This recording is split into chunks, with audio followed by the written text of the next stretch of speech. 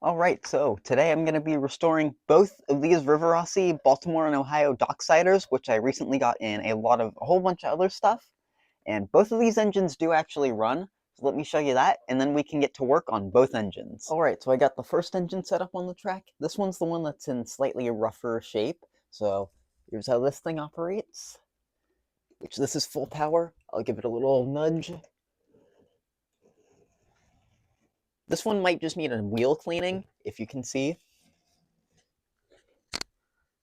But it is quite rough runner right now. So this one's going to need a whole bunch of work. And now here's the one in mildly better shape, which I'll give some power to, which is also stalled. Which, I don't know how well you can hear it, but it is actually running half decently. I do think some fresh oil and a bit of a cleanup would help the thing, though.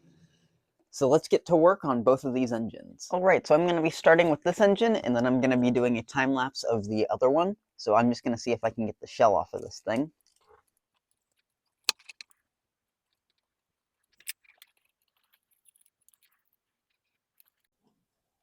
That was actually quite a bit easier than I expected it to be.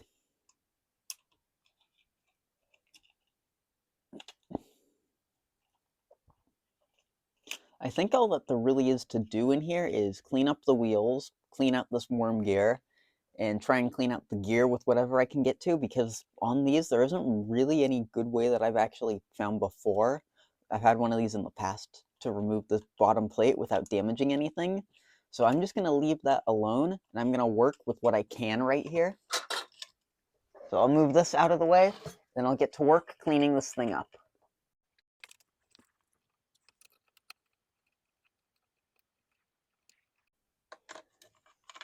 Actually, never mind, that'll make my life a lot easier.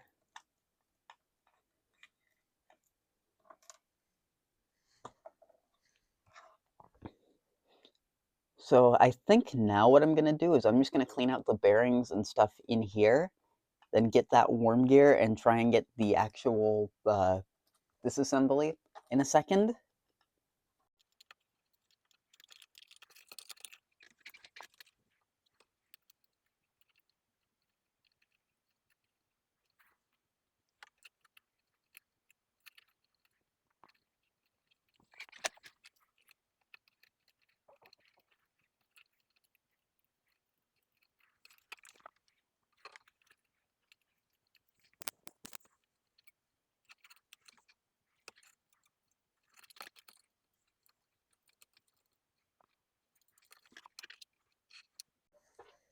Alright, so now that the actual chassis itself is done, I'm going to clean out just this little plate, and I'll start working on the whole drive assembly.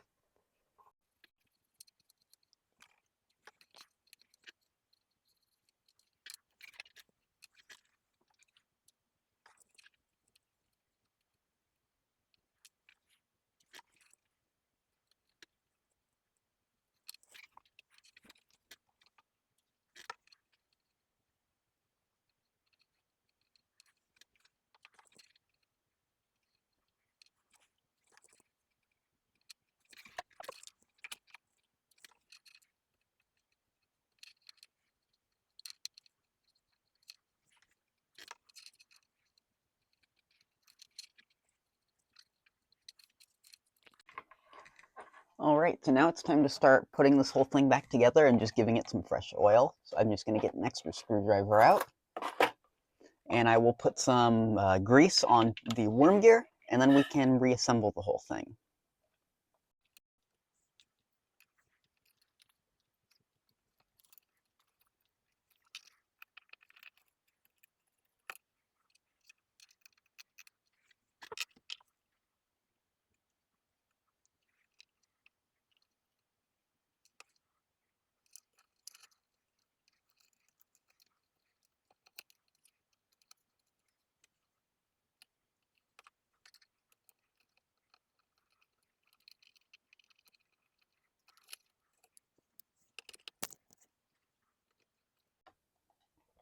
Alright, so I'm just going to go wash some of the oil off my hands, and then I'll come back and we'll finish putting this thing back together.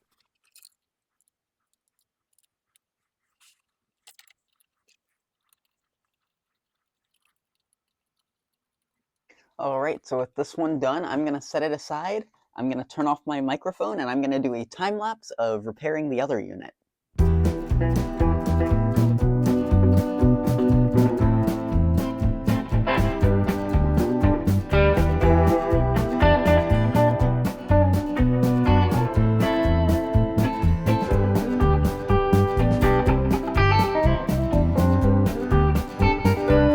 Alright, so I've gotten the Docksider that we restored completely, not as a time lapse, in real time, set up on the track. I'll give this one some power first. And while it is a little bit squeaky, it springs to life. So this one I think is a success. It might still need to break in a little bit, but it seems quite good.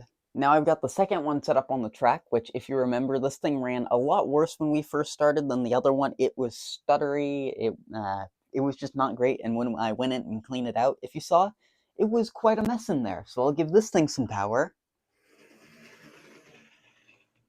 And I think this one might be running better than the first one right now.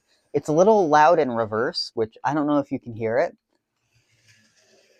but this thing does run pretty well. So let me take you back over to my desk and we will close out the video.